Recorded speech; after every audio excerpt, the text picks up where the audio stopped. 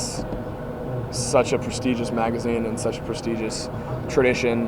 It's the Bible of Texas football, and to be able to be on the cover, it's a blessing. And everyone that was involved with that whole process was awesome, and I really enjoyed all of it. Oh, how's it going? Good to see you. That was good timing. Yeah. So did you grow up reading it? Absolutely. Every year it was checking out what was going on and what just all the high school everything. I mean, I probably read it from page 1 to the end. I mean, obviously we haven't spoken since you actually saw the cover. How do you think it turned out? I think it turned out incredible. I think excellent job on the photography, an excellent article. It was great work. It was really paid off in a good way. Like it looked really well, and they always do a good job. So it was awesome. Is it kind of weird going into grocery stores and Walmart, whatever, seeing a picture of yourself there? I honestly haven't seen it in person yet. Oh yeah? No, because it depends.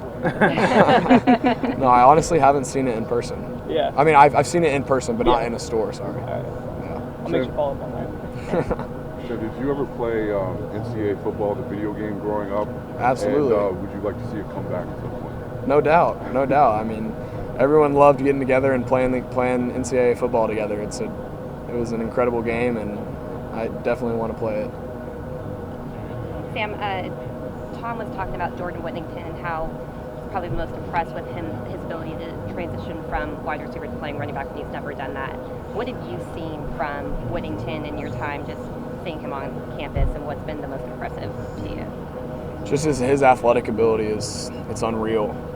He's extremely athletic, blessed, unbelievably from head to toe. He's just a guy that makes one cut, and he could be full stride and just hit one foot, and he's changed the other direction. You know, a lot of guys have to kind of break down and make a move, but he's extremely elusive, athletic, explosive, strong, everything. I mean, check the list.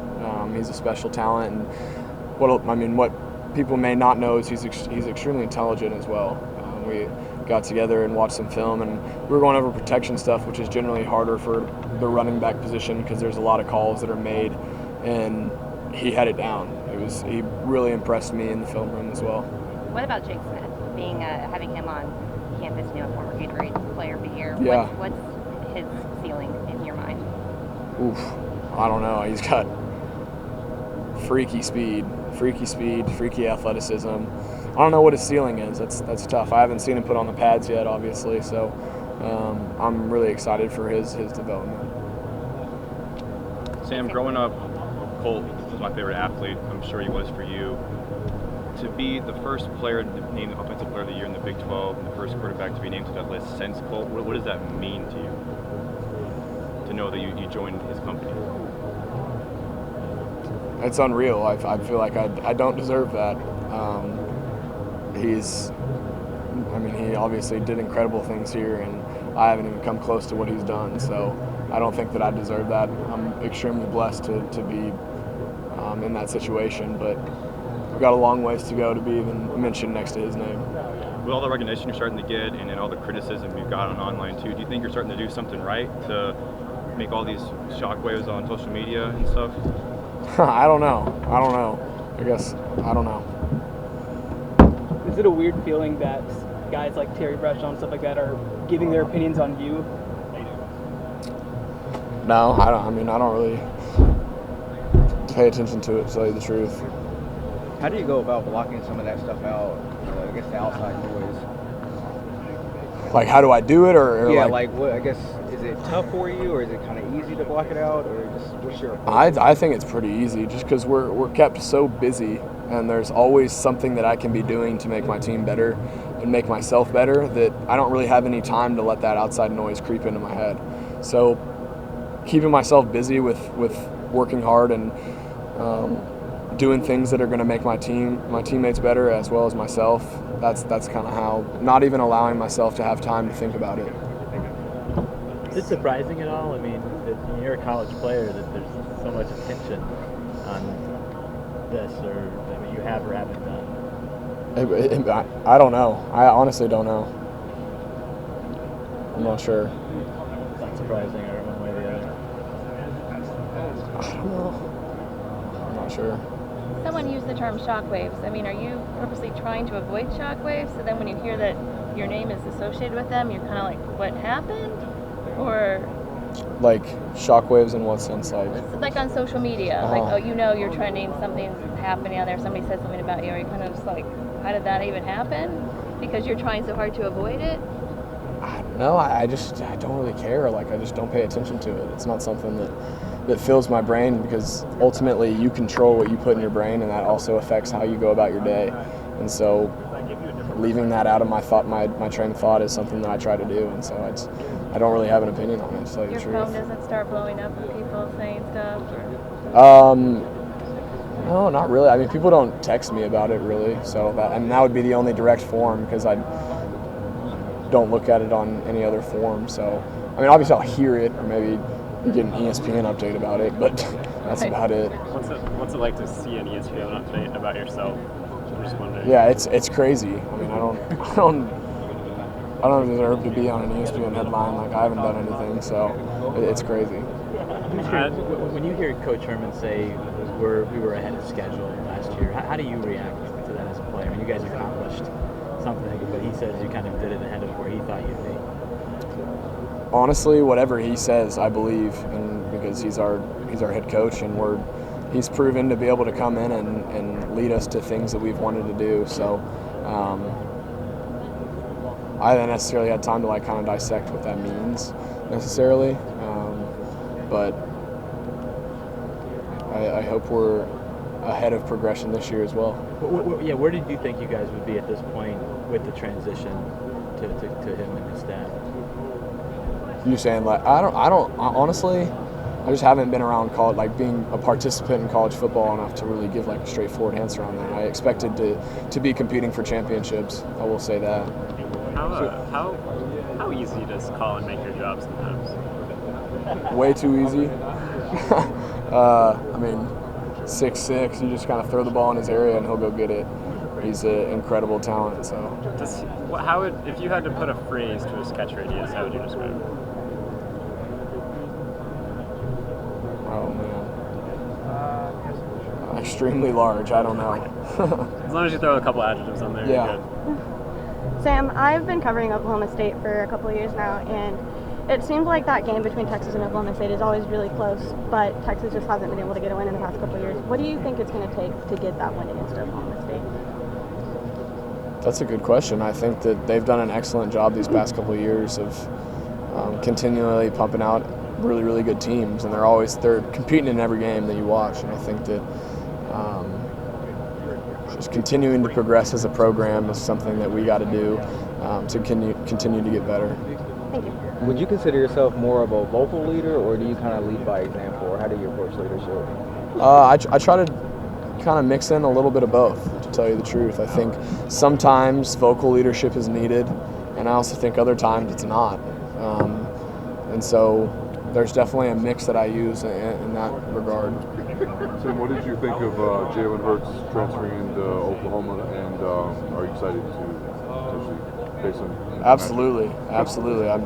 He's obviously had a great record and a great college football career so far. So to be able to compete against an incredible athlete like that who's done extremely good things, it's awesome. I'm really excited for him. I heard you addressed it on Longhorn Network this morning, but I didn't get to see the segment yet. What did McConaughey say to you?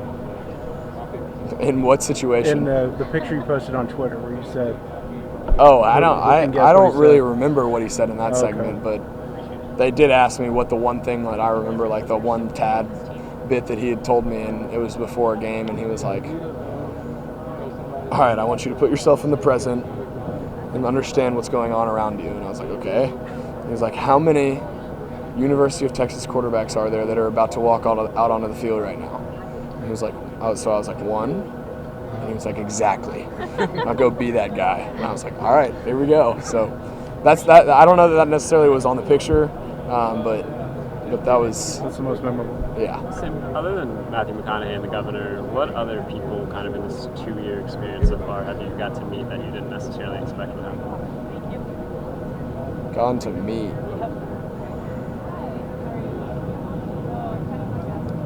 Oh, I don't know.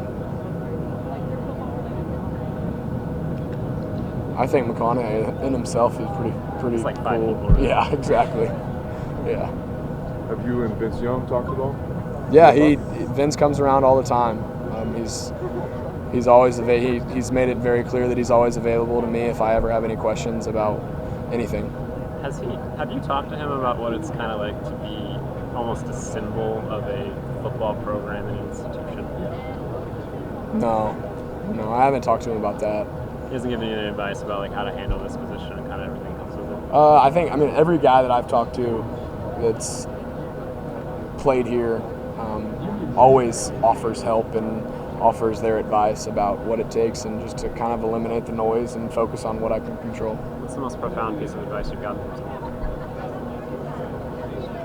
someone? Probably from Colt, just to understand that the outside noise doesn't affect anything in your progression and your production on the field, and so why would you let it consume your mind space? What about being the Texas quarterback has been the thing that maybe surprised you the most, or you just didn't think was part of it, even though you were around it as a younger guy? I would say just how much everything you say just kind of travels and can be taken in completely different directions than what you meant. And whether that be in just with like a little kid that you had no idea you were going to play such an impact on his life just because it was something that you were just telling him, or maybe that's a tweet that blows up and you're like, well, like in high school I could just tweet that and get like 3 favorites and it was all right. So I think the spotlight and understanding that there's always eyes and attention on you. How long does it take to understand that spotlight? I think it takes just kind of. I think it's the experience. Like you have to kind of experience to understand what it entails. You can be prepared for it as much as you want, but until you experience it and experience what it's like to have hype and experience what it's like to have hate, then you can't really prepare for it, if that makes sense. What's it like having McConaughey literally on the sideline during the game? It's crazy. I mean, it feels like something out of a movie, to be honest, because you feel like you're watching one of the best actors. And so to just look over and be like, that's crazy. It's honestly crazy. Sam, that scene at Iowa State when the whole crowd was like singing "Don't Stop Believin'," how surreal was that for you and the team? It was awesome. I mean, just to see the crowd involvement and all the lights and everything, that the pride that they took in the song and everything, it was really, really cool. What do you think of the Minister of Culture title? I don't know. I have no idea. After your first OU Texas game, you were walking off the field, threw the hook of horns up at all the OU fans that were yelling at you. Is that just kind of something? Is that Sam Enlingher, the guy just confident in who he is and what he's about? Yeah, just eliminating outside noise and understanding that it doesn't affect me, and I'm always going to be who I am regardless of what people say. Hey, Sam, so I cover K-State. When I watch you play, it reminds me a little of Colin Klein, the guy who I watched play back then. Do you see some similarities there in your game? I don't know. I haven't broken down Colin's film. I remember he was an excellent college player for sure. So I'm not sure. Totally fair. Yeah. Figured I'd ask, yeah. I'm not sure. Appreciate it, Sam. Yes, sir. Growing up, obviously in Austin, you know, I cover OU. You growing up in the rivalry, does it just kind of make those games a little bit more incentive? Yeah, it's awesome. It's Yeah. awesome. Just understanding the tradition of the game and being able to come as a spectator and then being able to play in it. It's unlike any other rivalry, in my opinion. It's awesome. When you stepped on Cotton Bowl field for the first time, what was that like? Unreal. I mean, you can kind of hear the myths and the rumors about what goes on, but until you really experience coming out, and one side's your home side and one side's the opposing side, it's a special atmosphere. Sorry. Can I go ahead? Sure, go ahead. Yeah. And I asked you about, you walked off the field for the first time after that first OU Texas game. Is that kind of that going into the next year, you weren't phased by it, had all sorts of confidence going into that game last year in the Cotton Bowl, being able to win. Is that kind of that moment for you in your kind of career that it changed, that Sam, I can do this, I can be this guy for this program at Texas? Yeah, I think I always had that confidence in myself. You know, just maintaining that confidence through all the hard times, and when the results weren't showing up, just maintaining that confidence and trying to continue to hold that during rough times. Yeah. So, what about the tunnel? Tell me about what the tunnel is like at Texas OU. Oh, it's awesome. It's so cool. Just running out on OU side, just a sea of red, and then you run out of the tunnel and you make it past the 50, and you're like in your homeland. Everyone's cheering, so it goes from boos to cheers. It's unlike any other experience I've ever had.